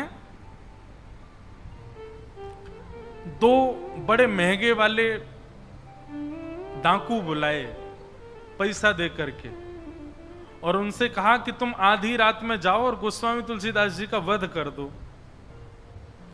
दोनों डाकू बोले ठीक है हम कर देंगे, पैसा ले लिया खूब सारा।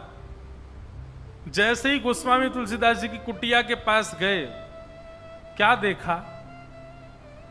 एक श्याम वर्ण और एक गौर वर्ण के दो राजकुमार, छोटे छोटे से राजकुमार, छोटे छोटे धनुष, छोटे छोटे बाण अपने कंधे पर टांगे, और आधी रात में गोस्वामी जी का कुटिया की पहरा दे रहे थे। छोटे छोटे राजकुमार। डाकुओं ने दूर से देखा, दूर से ही देख करके लौट के चले गए। तो जिसने पैसा दिया था उसको पैसा वापस कर दिया। बोले क्षमा करो हम नहीं मार सकते गोस्वामी जी को। बोले क्यों नहीं मार सकते? बोले दो छोटे छोटे राजकुमार उनकी पहरेदारी कर रहे थे। तो जिसने पैसा दिया उसने कहा मैंने तुमको इसलिए बुलाया था इतने महंगे वाले डाकू कि भाई अगर कोई रक्षा कर भी रहा होगा तो तुम उसको मार करके उनको मार दो, दो राजकुमारों का वध कर दो, उनको रास्ते से हटाओ, और तुम उनको देख के ही भागे आए। दोनों डाकू नेत्र बंद करके बैठ गए। बोले कि अरे उनका रूप क्या बताएं तुम्हें, ऐसे कमल जैसे नेत्र, ऐसी सुंदर लंबी नुकीली नाक, ऐसे सुंदर अधर, आहा ग्रीवा देख करके तो मन हो रहा था कि गले से लगा लें। ऐसे सुंदर सुंदर गदमदरा से हाथ, ऐसी सुंदर चाल, घुंघराले केश। अरे भैया उनको देख के डर के वापस नहीं आए हम तो गोस्वामी जी के पास वापस जाएंगे और जाकर के उनकी शरण में जाके कहेंगे कि उन दोनों राजकुमारों से हमें मिलवाओ। इतने प्यारे राजकुमार, हम तो उनके रूप पर मोहित हो गए। दोनों डाकुओं ने पैसे वापस कर दिए और दूसरे दिन गोस्वामी जी की कुटिया पे पहुंच गए और जाकर के कह दिया, बोले हमें अपनी शरण में ले लो, अपना शिष्य बना लो। गोस्वामी जी बोले काय को शिष्य बनना है? बोले आपके शिष्य बन जाएंगे तो आपके संग रहेंगे, आपके संग रहेंगे तो आपके बाहर जो दो पहरेदार रहते हैं ना रात में, उनको देखने का अवसर मिल जाएगा। गोस्वामी जी बोले कौन से दो पहरेदार? बोले आप जब रात्रि में सोए थे कल, हम दोनों डाकू आपको मारने के लिए आए थे, उस समय दो राजकुमार आपके पहरेदारी कर रहे थे, एक श्याम वर्ण के एक गौर वर्ण के, दोनों के धनुष बाण लगा था। आहा नव कंज लोचन कंज मुख कर कंज पद कंजारुणम श्री रामचंद्र कृपालु भज मन हरण भव भय दारुण। आहा नव कंज लोचन कंज मुख कर कंज पद कंजारुण। कंज कहते हैं कमल को, गोस्वामी जी बोले बाहर पहरेदारी कर रहे थे। बोले हाँ, कैसा रूप था उनका? तो गोस्वामी जी ने जो लिखा है डाकू वही बता रहे हैं।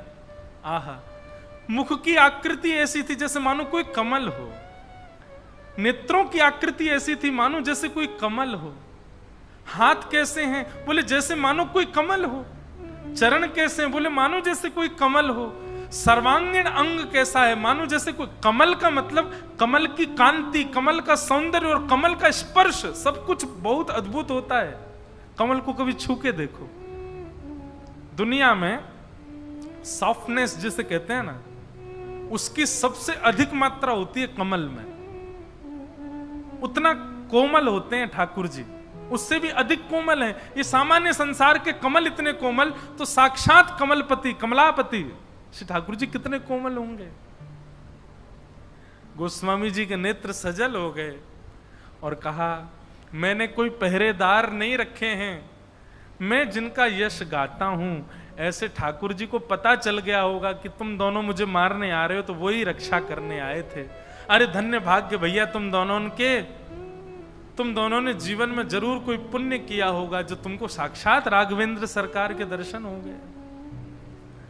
दोनों डाकू मन में विचार करने लगे, जीवन भर डकैती करी हमने, जीवन भर गलत काम किए हमने, लेकिन केवल गोस्वामी तुलसीदास जी को मारने की सुपारी मिली और हमने स्वीकार कर ली, यह भी पुण्य में परिवर्तित हो गया और राम जी के दर्शन हो गए हमको। तो ईर्ष्या नहीं। ऐसा प्रसंग आता है गोस्वामी जी के भाव में कि जब बहुत अति हो गई, गोस्वामी जी पर बहुत ज्यादा ईर्ष्या करने लगे लोग, तो गोस्वामी जी काशी छोड़ करके चले गए। और जैसे ही काशी छोड़ करके गए, तो जिन जिन लोगों ने गोस्वामी जी को प्रताड़ित किया, उन सबको काशी विश्वेश्वर भगवान विश्वनाथ भगवान ने महाकाल रूप में दर्शन दिया। त्रिशूल लेकर के, त्रिनेत्र खोल करके भयंकर क्रुद्ध में भर के दर्शन दिया और दर्शन देते हुए कहा, अभी जाओ, जाकर के चरणों में क्षमा मांगो गोस्वामी जी से और उनसे कहो कि वो वापस काशी आए। यदि गोस्वामी जी काशी लौट करके नहीं आए तो नूतन प्रलय हो जाएगा, सब जल करके राख हो जाएगा। तो ईर्ष्या तो कभी करनी नहीं है, और कहीं गलती से भी ईर्ष्या आप किसी वैष्णव से करने लगे तो स्थिति क्या होगी अभी सुन लीजिए आप। आपको क्या पता आप जिससे ईर्ष्या कर रहे हो, कहीं वो वैष्णव हुआ तो, कहीं वो भक्त हुआ तो आपके भाव नष्ट हो जाएंगे, आपकी भक्ति नष्ट हो जाएगी। इसलिए ईर्ष्या का दोष चित्त से निकालो। निर्मत्सराणाम सताम, मात्सर्य दोष से रहित जब तक नहीं होंगे हम, तब तक भागवत के अधिकारी नहीं बन सकते। वैद्यम वास्तवमत्र वस्तु शिवदम तापत्रयोन्मूलनम। श्रीमद् भागवत सुनने से क्या प्राप्त होगा? आप कहोगे मुक्ति प्राप्त होगी। मुक्ति बाद का विषय है। श्रीमद् भागवत सुनने से क्या प्राप्त होगा? धन, ऐश्वर्य, संपत्ति, सुख, समृद्धि नहीं। ये सब सुनने के लिए, ये सब पाने के लिए यदि आप कथा में बैठे हो तो मत बैठिए यहां पर। धन, वैभव, संपत्ति, सुख, समृद्धि आदि पाने के लिए कथा में मत बैठिएगा, क्योंकि कथा से आपको ये सब नहीं मिलेगा। श्रीमद् भागवत तो केवल एक वस्तु की प्राप्ति कराती है। कौन सी वस्तु? अस्ति स्वस्तरुणी कराग्र विकलत कल्प प्रसूना प्लुतम वस्तु प्रस्तुत वेणुनाद लहरी निर्वाण निर्व्याकुलम स्रस्त स्रस्त निबद्धनी विविलसद गोपी सहस्राव्रतम हस्तन्यस्तन ताप वर्गम खिलोदारम किशोराकृति। त्रिभंग लली, दोनों पैर जिन्होंने ऐसे टेढ़े किए हैं, कमर टेढ़ी करी भई है, अपनो सिर झुका रखो है, अधरन पर कोमल वंशी धारण करके अपनी कोमल उंगलियों से उसके छिद्रों के आच्छादित कर रहे हैं। कमल नेत्र भगवान बार बार नेत्र खोल रहे हैं, बंद कर रहे हैं, गले में वैजंती माला पहनी है। ऐसे त्रिभंग लली श्याम सुंदर आपके अपने हो जाएंगे। केवल ये मिलेगा भागवत जी से, और कुछ नहीं मिलेगा। वो श्याम सुंदर अपने लगने लगेंगे।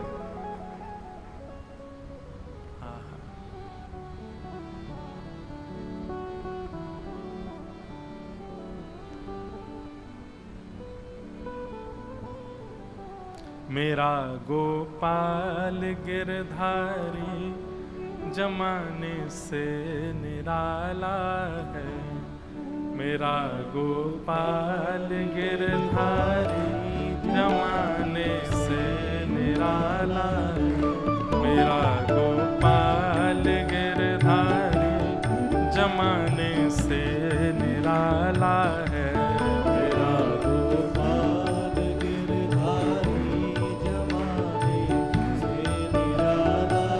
यदि वास्तव में भागवत जी आपके चित्त में आ गई तो स्थिति ऐसी हो जाएगी, यही गाने लग जाओगे। मेरा गोपाल गिरधारी जमाने से निराला है। मेरा गोपाल गिरधारी जमाने से निराला है। न गोरा है न काला है, वो मोहन वंशी वाला है। न गोरा है न काला है, वो मोहन निराला है। कभी सपनों में आ जाए, कभी रूपोश हो जाए।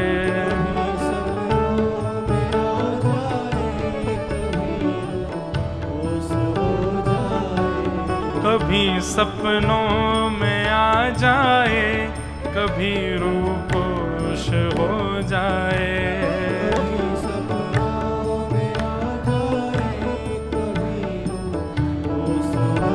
हम वो सूचना दे रहे हैं कि कथा सुनने से आपको क्या मिलेगा। यही सब मिलेगा। कभी स्वप्न दर्शन, कभी अनुभव दर्शन। हवाई जहाज में चलते चलते खिड़की से बाहर देखोगे तो बादलों में आकृति भी श्री कृष्ण की दिखाई देगी। कभी किसी काली वस्तु को देखोगे तो उस काली वस्तु में भी श्याम सुंदर दिखने लग जाएंगे। जित देखूं उदित श्याममयी है, ऐसा प्रेम उत्पन्न चित्त में हो जाएगा भागवत जी की कथा से। और कुछ नहीं मिलेगा, केवल ये मिलेगा भागवत में। कभी सपनों में आ जाए, कभी रूपोश हो जाए। कभी सपनों में आ जाए, कभी रूपोश हो जाए। ये तरसाने का मोहन ने, ये तरसाने का मोहन ने निराला ढंग निकाला है। ये तरसाने का मोहन ने निराला ढंग निकाला है। मेरा गोपाल गिरधारी जमाने से निराला है।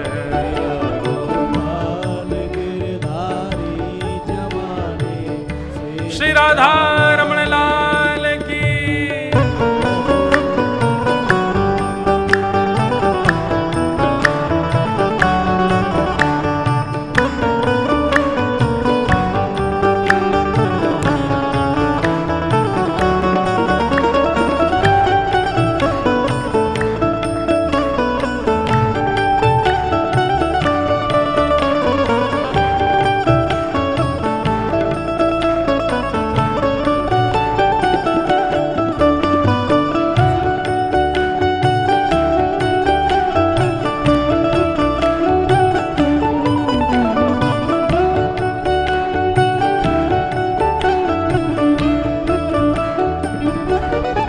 कभी वो रूठ जाता है, कभी वो मुस्कुराता है।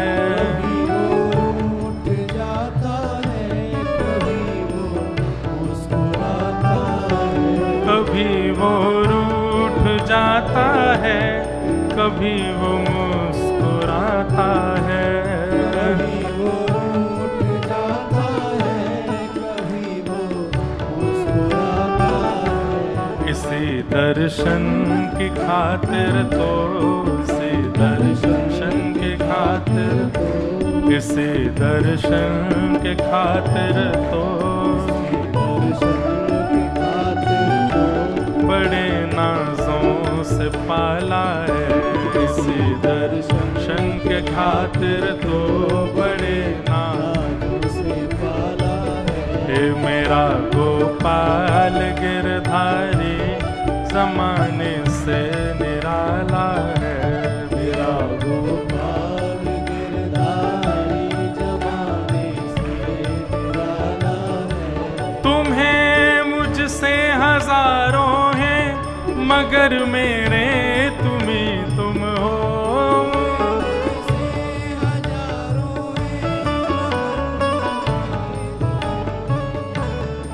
तुम्हें मुझसे हजारों हैं मगर मेरे तुम ही तुम हो।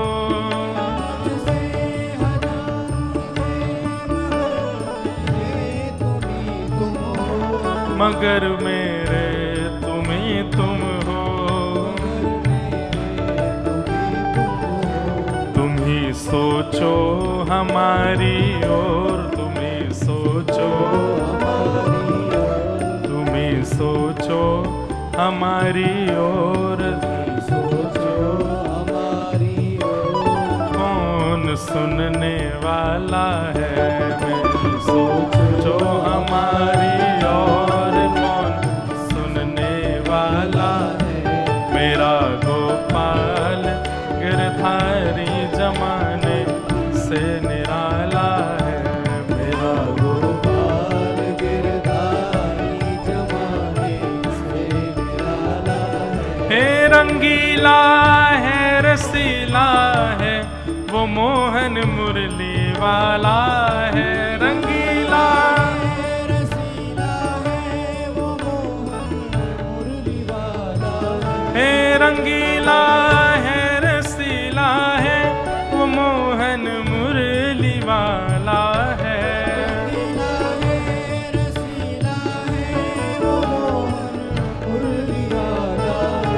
मेरा गोपाल गिरधारी जमाने से निराला है। मेरा गोपाल गिरधारी जमाने से निराला है। मेरा गोपाल गिरधारी जमाने से निराला है। मेरा गोपाल गिरधारी जमाने से निराला है। वो मोहन मुरली वाला है। वो मोहन मुरली वाला है। वो मोहन मुरली वाला है। वो मोहन मुरली वाला है। जमाने से निराला है। जमाने से निराला है। ओ जमाने से निराला है। जमाने से निराला है। तो श्रीमद् भागवत आपको केवल श्री कृष्ण प्रदान करेंगे। चलते फिरते उठते बैठते स्वप्न में चिंतन में 24 घंटा जैसे एक प्रेमी को अपनी प्रियसी याद आती रहती है, एक प्रियसी को अपना प्रेमी याद आता रहता है, एक संसारी व्यक्ति को भोग विलास स्मरण आता रहता है, एक व्यभिचारी व्यक्ति को केवल व्यभिचार चिंतन में चलता रहता है, ऐसे ही भागवत की सन्निधि में आने वाले व्यक्ति उसके चलते फिरते उठते बैठते सोते खाते पीते हर चिंतन में केवल और केवल श्याम सुंदर। आपको केवल यही मिलेगा। हम तो स्पष्ट बता रहे हैं, भागवत जी से और कुछ नहीं मिलेगा, केवल श्याम सुंदर मिलेंगे। चाहिए हो तो कथा सुनो। वैद्यम वास्तवमत्र वस्तु शिवदम तापत्रयोन्मूलनम श्रीमद्भागवते महामुनि कृते किं वा परैरीश्वर सद्यो हृदयमरुध्यते त्रिकृतिभिः शुश्रूषुभिस्तत्क्षणात्। ऐसी भागवत जी को हम प्रणाम करते हैं। ये द्वितीय श्लोक भागवत का। और तृतीय श्लोक में क्या कह रहे हैं? निगम कल्प तरोर्गलितम फलम सुख मुखादमृतद्रव संयुतम पिबत भागवतम रसमालयम मुहुर्हो रसिका भुवि भावुकाः। निगम कल्प तरोर गलितम फलम। थोड़ा सा परिचय सुनो। श्रीमद् भागवत क्या है? निगम यानी कि वेद रूपी कल्प वृक्ष का पका हुआ फल है श्रीमद् भागवत। यदि आपने भागवत जी को श्रवण कर लिया तो आपने चारों वेदों का सार ले लिया, आपने समस्त पुराणों का सार ले लिया, सबका सारम सारम समुद्वितम। और कैसी है श्रीमद् भागवत? बोले सुख मुखाद अमृत द्रव संयुतम। श्री सुखदेव जी महाराज जो कि भागवत जी के बगल में विराज रहे हैं, इनके मुख लग जाने से भागवत जी अमृत तुल्य हो गए हैं। ऐसी भागवत की कथा को पिबत भागवतम रसमालयम, भागवत की कथा को जितना हो सके उसका पान करो, पियो। और कब तक पिए? बोले मोहर हो, पीते रहो पीते रहो, कोई अवधि नहीं है, जितना हो सके उतना पान करो। पंढरपुर में पियो, तांदूर में पियो, हैदराबाद में पियो, जहां भी भागवत की कथा श्रवण। एक बात हम आपको एक बात कहें, आपके गांव में, आपके नगर में, आपके रिश्तेदारी में, आपके संपर्क में और बिना किसी संपर्क के भी यदि कभी पता भी चल जाता है कि आसपास कहीं भागवत का वाचन हो रहा है, निश्चित जाया करो। चाहे समय निकाल करके 1-8 घंटे के लिए हो के आओ, लेकिन आप एक नियम बना लीजिए, कथा की जानकारी मिले और आप में यदि योग्यता है वहां पहुंचने की तो निश्चित पहुंच जाया कीजिए। जरूर प्रणाम करके, बिना निमंत्रण के भी जाया कीजिए। और वास्तव में एक बात बोलें, अगर कथा का निमंत्रण आया तो ये समझो कि यजमानों ने बुलाया, और कथा का निमंत्रण नहीं आया तो ये समझ लो ठाकुर जी ने बुलाया है। अब तो हमको जाना ही जाना है। निमंत्रण की प्रतीक्षा में जो बैठे रहते हैं ना, ठाकुर जी कहते हैं वो हम बुला रहे हैं, वो बड़ी बात नहीं है इसके लिए। आप कहोगे ठाकुर जी कैसे बुला रहे हैं? ये हवा व्यार यही है ठाकुर जी का निमंत्रण। और आपको कहीं से भी पता भी चल रहा है कथा के बारे में तो यही समझ लो कि ठाकुर जी ने ही पहुंचवाया ये संदेश कि चलो जाओ जाके सुनना है हमें। कितनी दूर दूर से लोग आए हैं इस कथा में भी। परतानी परिवार के तो सब सदस्यगण आए ही हैं, और भी कई बाहर से वैष्णव आए हैं। आज सुबह मिले हमें कितने लोग, बेंगलोर से आए, गुजरात से आए हैं, मुंबई से आए हैं, पुणे से आए हैं, कहां से हैं, सब जगह से लोग बाग आए हैं। हम वृंदावन से आए हैं। हम क्या बता, हमारो लाला ही वृंदावन से आयो है। श्री पंडरीनाथ भगवान भी कहां से आए हैं? वृंदावन से ही आए हैं। तो सब लोग आए हैं। श्रीमद् भागवत वेद रूपी कल्प वृक्ष का पका हुआ फल है। सुखदेव जी के मुख लग जाने से अमृत के समान हो गई है। ऐसी भागवत की कथा को यहां पर सुनने के लिए नहीं कहा है। पिबत भागवतम रसमालयम, भागवत की कथा को पियो, भागवत की कथा का पान करो। पान करने का अभिप्राय किससे है? पान करने का अभिप्राय है अपने जीवन में इंप्लीमेंट करो, अपने जीवन में उतारो। केवल सुनकर के चले जाने से काम नहीं होने वाला है आपका। जो आप कथा में श्रवण करते हैं तत्क्षण बिना किसी विचार के, कल पर भी मत टालो, आज इसी वक्त से ही अप्लाई कर दो। अब ये करना ही है मुझे, व्यास जी ने कह दिया, अब ये होगा। पिबत भागवतम, इसको कहेंगे पीना, भागवत की कथा को पीना। पिबत भागवतम रसमालयम मुहुर्हो रसिका भुवि भावुका। कब तक पियो? पीते रहो। जब तक ठाकुर जी मिल नहीं जाए तब तक पीते ही रहो, पीते ही रहो, पीते रहो। भागवत की कथा को श्रवण करते रहो। ऐसी भागवत की मधुर कथा को हम बारंबार प्रणाम करते हैं। तो भागवत के ये 3 मंगलाचरण हैं। एक मेरे मन में भाव आ रहा था,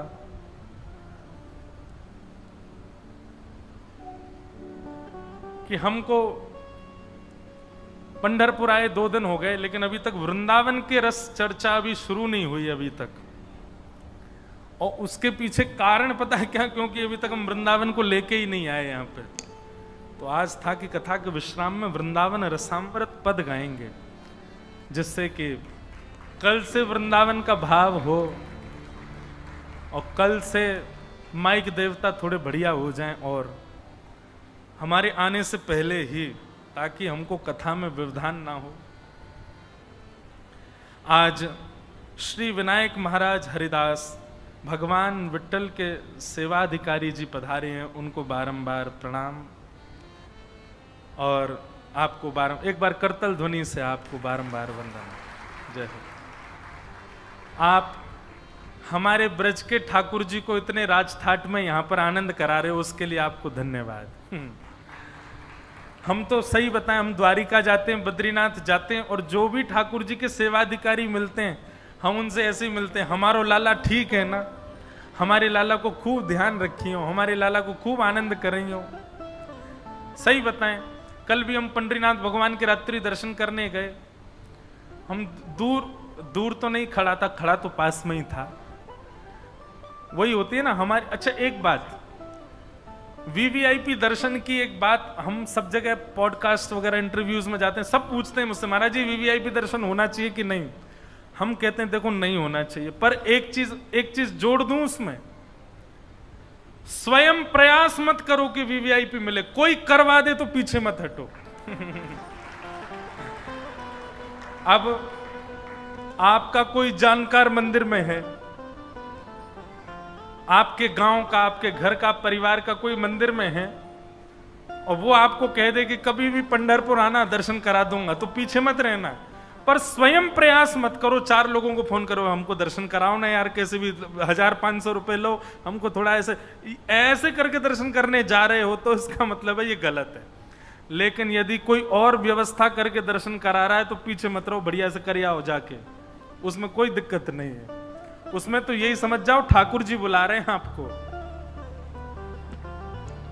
तो कल हम गए दर्शन करने, पंडरीनाथ भगवान के आगे खड़े रहे, और सही बताएं मन में यही भाव आवे, हमारे ब्रज को लाला, हमारे ब्रज को ठाकुर कैसे दोनों भुजान को ऐसे करके खड़ो है, मानो सबको, पूरे विश्व को अपनी सत्ता बता रहे हैं। बोले पर ब्रह्म मैं हूं, आओ मेरे चरणों में प्रणाम करो, मैं ही ईश्वर हूं, मैं ही अविनाशी हूं। और पूरी दुनिया प्रणाम करती है, तो ठाकुर जी को देख के लगती, वारे लाला तेरे जलवा बड़े बढ़िया, देख पूरी दुनिया नतमस्तक है हरि चरणन में।